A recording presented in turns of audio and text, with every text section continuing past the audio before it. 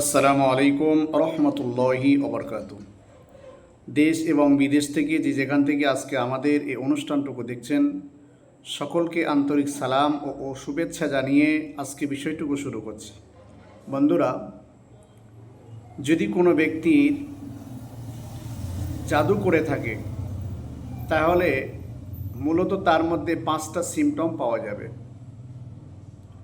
5টা বিষয় যখন আপনি লক্ষ্য করবেন তখনই আপনি বুঝতে পারবেন যে কেউ না কেউ আপনাকে জাদু করেছে। জাদু করার সিমটম নাম্বার 1, 1 নম্বরে আপনাকে যদি মনে হয় যে সবসময় আপনার বুক ধরপড় ধরপড় করছে, তাহলে ভেবে নেবেন কেউ আপনাকে জাদু করেছে। 2য় নম্বরে যদি আপনি দেখেন আপনার মাথা সবসময় ভার হয়ে আছে, তাহলে আপনাকে কেউ জাদু করেছে। 3য় নম্বরে যদি আপনি দেখেন যে সবসময় আপনার যেন মনে হচ্ছে আমি ঘর ছেড়ে অন্য কোথাও পালিয়ে গিয়ে সেখানে বসবাস করি অথবা থাকি, তাহলে আপনাকে কেউ জাদু করেছে। 4 নম্বরে যেটা আপনি ফলো করবেন সেটি হচ্ছে,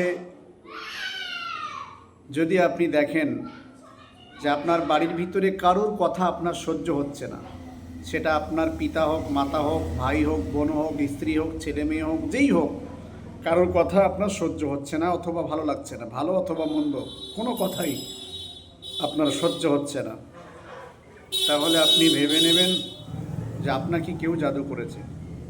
5 নম্বরে যেটা সবসময় বুক জ্বালা করবে, বুক ধরপড় করবে, পেট ব্যথা করবে, গায়ে জ্বর জ্বর ভাব আসবে, এই সমস্ত বিষয়, এই 5টা বিষয় আপনি লক্ষ্য করে দেখবেন। যদি এটা আপনার মধ্যে থাকে বা হয়, তাহলে আপনি ভেবে নেবেন কেউ আপনাকে জাদু করেছে। এই জাদু থেকে পরিত্রাণ পেতে গেলে এর বিষয়ে অন্য আমল আছে, সেটা অন্য কোনো দিন আলোচনা হবে। আজকে ভিডিও এই পর্যন্ত রাখলাম। সুস্থ থাকবেন, ভালো থাকবেন। আর যদি পারেন আপনারা আমার চ্যানেলটুকু সাবস্ক্রাইব করে আমার পাশে থাকবেন এবং সহযোগিতা করবেন। আসসালামু আলাইকুম রহমতুল্লাহ।